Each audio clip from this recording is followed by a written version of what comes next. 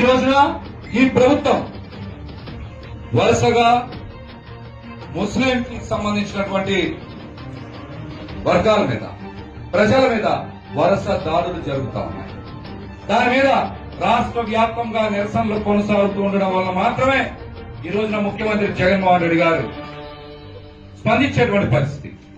మెడ మీద ఒక స్కార్ఫ్ వేసుకొని తానేదో ముస్లిం మద్దతుదారులాగా, వారికి ఏదో మంచి చేసినటువంటి వ్యక్తిలాగా నటించేటువంటి ప్రయత్నం మళ్ళా చేస్తా ఉన్నారు.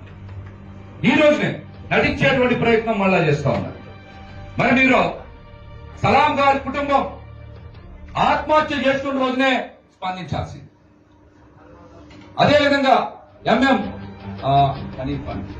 మీటర్ రీడింగ్ తీసేటువంటి ఒక కాంట్రాక్ట్ ఉద్యోగస్తుల మీద ఎమ్మెల్యే దాడి చేస్తే ఆ వ్యక్తి మాకు నంద్యాలలోనే ఓటర్ కార్డు ఉంది, నంద్యాలలోనే రేషన్ కార్డు ఉంది, మేము నంద్యాలలోనే ఉంటాం, నంద్యాలలోనే బతుకుతాం, మమ్మల్ని ఇక్కడి నుంచి వెళ్ళిపోమని చెప్పడానికి మీరు ఒకరిని ప్రశ్నిస్తే అప్పటి వరకు జగన్మోహన్ రెడ్డి గారు స్పందించరా. ఈ రోజున సదరు ఎమ్మెల్యే కూడా స్పందించాల్సి వచ్చింది. సదరు ఎమ్మెల్యే కూడా ఈ రోజున స్పందించాల్సి వచ్చింది. ఎందుకంటే ముస్లిం వర్గాల నుంచి వ్యతిరేకత వచ్చింది. వీరి ప్రభుత్వాన్ని ప్రశ్నిస్తా ఉన్నారనేటువంటి భయంతోనే జగన్మోహన్ రెడ్డి గారు ఈ రోజు నాటకం చేస్తా ఉన్నారు. అదేవిధంగా రాజమండ్రిలో ఒక బాలిక మీద అత్యాచారం చేస్తే వారి మీద కేసు నమోదు చేయమని సదరు తండ్రి పోలీస్ స్టేషన్కి వెళ్తే పదే పదే తిప్పిస్తే వారి మీదనే ఎస్సీ ఎస్టీ కేసు కట్టడం, వారి మీదనే ఎస్సీ ఎస్టీ కేసు నమోదు చేయడం. అసలు ఎస్సీ ఎస్టీ కేసు చట్టం దేనికి పెట్టారు, ఎవరి హక్కుల గురించి పెట్టారు, ఎవరి ప్రయోజనాన్ని కాపాడడానికి పెట్టారనేటువంటి అంశాన్ని ఈ రాష్ట్ర ప్రభుత్వం పూర్తిగా మర్చిపోయింది. దళితుల మీదనే ఎస్సీ ఎస్టీ కేసులు పెట్టడం, ముస్లింల మీదనే ఎస్సీ ఎస్టీ కేసులు పెట్టడం ఎంత దుర్మార్గమైనటువంటి చర్యలు తీసుకోండి. రాజధాని ప్రాంతంలో కూడా చూశాం, దళిత రైతుల మీద ఎస్సీ ఎస్టీ కేసులు పెట్టారు. మరి ఆ తండ్రి ఇక్కడనే ఉన్నారు, ఆ బాలిక తండ్రి ఇక్కడనే ఉన్నారు.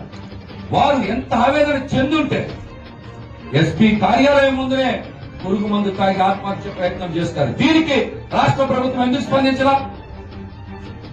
హోమ్ మినిస్టర్ గారు సుచరిత గారు ఎందుకు స్పందించరా? మరి మరొక ఘటన ఇక్కడనే ఉన్నారు, ప్రత్యక్ష సాక్షులు మైలవరంలో తాగుమని వేధింపులు చేస్తా ఉన్నారు. మా తండ్రి గారిని తీవ్ర ఇబ్బందులు పెడతా ఉన్నారు. ఏం పేరు? రబ్బానీ గారు, మీ అన్నయ్య గారు రబ్బానీ గారు, ఎస్ఐ గారి పేరు రాంబాబు గారు. మరి కుటుంబం ప్రత్యక్ష సాక్షి. ఇక్కడ తాగుమని వేధింపులు జరుగుతూ ఉన్నాయని ఎస్ఐ రాంబాబు గారికి మైలవరంలో కంప్లైంట్ ఇస్తే 4 సార్లు ఇచ్చిన చించేసి వీళ్ళనే పదే పదే వేధించినటువంటి వైనం. మరి తాగుమని కేసులో ఇదే డీసీపీ గారు విజయవాడలో సవాంగ్ గారు అనేక మంది మీద కేసులు కట్టారు. ఇప్పుడు ఏమైపోయింది మీ చట్టం, మీ నిజాయితీ ఏమైపోయింది? ఒక ఫ్యాక్షనిస్ట్ నాయకుడి కింద మీరు అత్యున్నత హోదాలో ఉంటే చట్టాన్ని విస్మరిస్తారా? న్యాయాన్ని మర్చిపోతారా? ప్రజలకి అండగా ఉండాల్సినటువంటి మీరు ఎందుకు ప్రజలకి అండగా నిలబడలేకపోతున్నారో మిమ్మల్ని మీరు కూడా ప్రశ్నించుకోవాలి. నాడు సవాంగ్ గారు ఎలా ఉన్నారు, నేడు సవాంగ్ గారు ఎలా ఉంటా ఉన్నారనేది కూడా ప్రజలందరూ కూడా గమనిస్తా ఉన్నారనే విషయాన్ని ఈ సందర్భంగా తెలియజేస్తా ఉన్నారు. ముఖ్యమంత్రి జగన్మోహన్ రెడ్డి గారి పాలనలో వరుసగా అన్ని వర్గాల మీద దాడులు జరుగుతున్నాయి. మొదట మనం అనుకున్నాం దేవాలయాల మీద వరుస దాడులు జరిగితే మన వరకు రాదేమో అనుకున్నాం, అయిపోయింది. దాని తర్వాత దళితుల మీద దాడులు జరుగుతున్నాయి వరుస క్రమంలో. నిన్న కూడా ఒక వార్డు వారిచ్చే సెంటు భూమి కోసం అప్లై చేస్తే నీకెందుకు భూమని అక్కడ ఉన్నటువంటి స్థానిక ఎమ్మెల్యే నాడు నేడు కార్యక్రమంలో దుర్భాషలాడినటువంటి పరిస్థితి. ఆగల దళితుల మీద దాడులు నిన్నటి వరకు కూడా, దేవాలయాల మీద దాడులు వారం రోజుల కిందటి వరకు ఆగల. విజయవాడలో శివగిరి మీద కూడా కృష్ణుడి విగ్రహం పాల్గొట్టినటువంటి వైనం. ఇవన్నీ కూడా జరుగుతున్నటువంటి నేపథ్యంలో ఇప్పుడు రాష్ట్రంలో ముస్లింల మీద వరుసగా దాడులు మొదలయ్యాయి. వాళ్ళను కూడా భయభ్రాంతులకు గురి చేసేటువంటి పరిస్థితి వచ్చింది. ఈ రాష్ట్రంలో ఫ్యాక్షనిస్ట్ పాలన జరుగుతోంది. ప్రజాస్వామ్యం పూర్తిగా కూని అయిపోయింది. ఎన్నికల ముందు వరకు ప్రజల మధ్య నడిచింది. ప్రజల సమస్యలు పరిష్కరిస్తానని చెప్పి ఇంతవరకు కూడా ఆ విషయాన్ని మర్చిపోయింది. ఈ రోజున ఏదో రాచరిక వ్యవస్థలాగా తాడేపల్లి ప్యాలెస్ లో కూర్చొని పాలన చేస్తాం అనేది చాలా దుర్మార్గమైనటువంటి విషయం. మీరు బయటికి రావాలి. వ్యవస్థలు ఎంత అస్తవ్యస్తమయ్యాయి. వ్యవస్థల మీద వైసీపీ నాయకులు, ఈ రాష్ట్ర ప్రభుత్వంలో ఉండేటువంటి కొంతమంది పెద్దల యొక్క పెత్తనం ఏ విధంగా సాగుతోందో జగన్మోహన్ రెడ్డి గారు చూడాలి.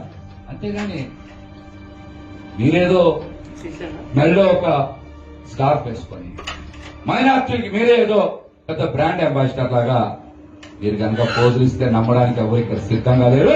మీకు నిజంగా చిత్తశుద్ధి ఉంటే, సలాం విషయంలో మీకు నిజంగా చిత్తశుద్ధి ఉంటే, ఆ కుటుంబానికి జరిగినటువంటి దాడి విషయంలో ఒక్క రోజులోనే పోలీస్ డిపార్ట్మెంట్ వారికి ఏ విధంగా బెయిల్ మంజూరు అవుతుంది, ప్రభుత్వం అండదండలు లేకుండా ఒక్క రోజు నాన్ బెయిలబుల్ వారెంట్ ఏ విధంగా రద్దు అయితే ఏ విధంగా వాళ్ళందరికీ కూడా బెయిల్ వస్తా సమాధానం చెప్పాలి.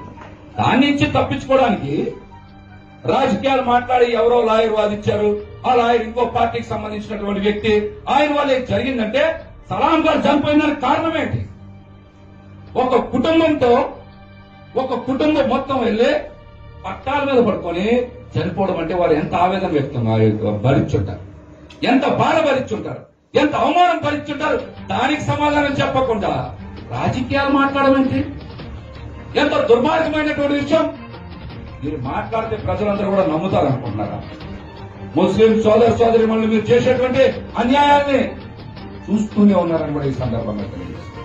ఘటన జరిగి సలాం గారి ఘటన జరిగి 2 రోజులు కూడా గడవక ముందే నంద్యాలలో మరొక ఘటన జరిగింది. దానికి ఎందుకు సమాధానం చెప్పరా? ఈ ఘటనకి ముందు రాజమండ్రిలో మైనర్ బాలిక మీద అత్యాచారం చేసినటువంటి దుండగుల మీద ఎందుకు మీరు చర్యలు తీసుకోవాలా? అదేవిధంగా మరి మైలవరంలో రబ్బానీ గారి కుటుంబానికి కాల్మని వేధింపులు ఎక్కువైతే మీరు ఎందుకు స్పందించలేదని మీ ప్రభుత్వాన్ని సూటిగా ప్రశ్నిస్తాం. ఈ ప్రభుత్వం ముస్లిం వ్యతిరేక ప్రభుత్వం అని మరొకసారి గట్టిగా చెప్పగలుగుతాము. ఎందుకనంటే ముస్లింల అభివృద్ధి కోసం, ముస్లింల సంక్షేమం కోసం మరి కేటాయించినటువంటి బడ్జెట్ ని ఒక్క ముస్లిం సోదరుమణులకైనా సరే సబ్సిడీ రుణం మంజూరు చేశారని ఈ ప్రభుత్వాన్ని సూటిగా ప్రశ్నిస్తా ఉన్నాం. ఒక్క సబ్సిడీ రుణమైన మంజూరు చేసిందా ఈ ప్రభుత్వం? అదేవిధంగా తులాన్ పథకాన్ని కూడా అటకెక్కించినటువంటి పేదింటి ఆడపిల్లలకి, ముస్లిం ఆడపిల్లలకి వివాహ సమయంలో ప్రభుత్వం ఇచ్చేటువంటి ఆర్థిక భరోసా, ఆర్థిక సహకారం కింద తులాన్ పథకం కింద పేదింటి ముస్లిం ఆడపిల్లలు పెళ్లి చేసుకునేటువంటి పథకాన్ని అటకెక్కించినటువంటి జగన్మోహన్ రెడ్డి గారు ముస్లిం ఆడపిల్లలకి, ప్రతి పేదమ్ములకి ముస్లిం ఆడపిల్లలకి కూడా దోహం చేసినట్టే కూడా ఈ సందర్భంగా తెలియజేస్తాం. మరి విజయవాడలో గత ప్రభుత్వం మక్కా కోసం, హజ్ యాత్ర కోసం పెద్ద బిల్డింగ్ కట్టడానికి స్థలం కూడా ఏర్పాటు చేసింది. అక్కడ ఏదో పెద్ద భవనం వస్తుంది, హజ్ భవనం వస్తుంది, 7 అంతస్తుల బిల్డింగ్ వస్తుందని ఎంతగా రాష్ట్ర వ్యాప్తంగా ఉండేటువంటి ముస్లిం సోదరులందరూ కూడా ఎదురు చూశారు. ఇంతవరకు దానికి ఒక్క పైసా కేటాయించారు? హజ్ భవనం కోసం ఒక్క పైసా అయినా ఈ ప్రభుత్వం కేటాయించిందా? ఇది కూడా చేయాల. మరి దీని మీద ఎందుకు స్పందించట్లా రాష్ట్ర ప్రభుత్వం? జగన్మోహన్ రెడ్డి గారి వాళ్ళు ఏమైనా మాట్లాడరా? మైక్ పట్టుకునే అంశాలు ఏమైనా మాట్లాడరా? ఒక్కటి కూడా అంశం మీద ప్రస్తావన తీసుకురా. మరి ఇంతమంది ముస్లింల మనోవేదనకు కారణమవుతున్నటువంటి జగన్మోహన్ రెడ్డి గారి ప్రభుత్వానికి వ్యతిరేకంగా మనందరం కూడా గళమెప్పాల్సినటువంటి అవసరం ఉంది. మనందరం కూడా బాధితులందరం కూడా ఒక వర్గంగా ఉండాలి.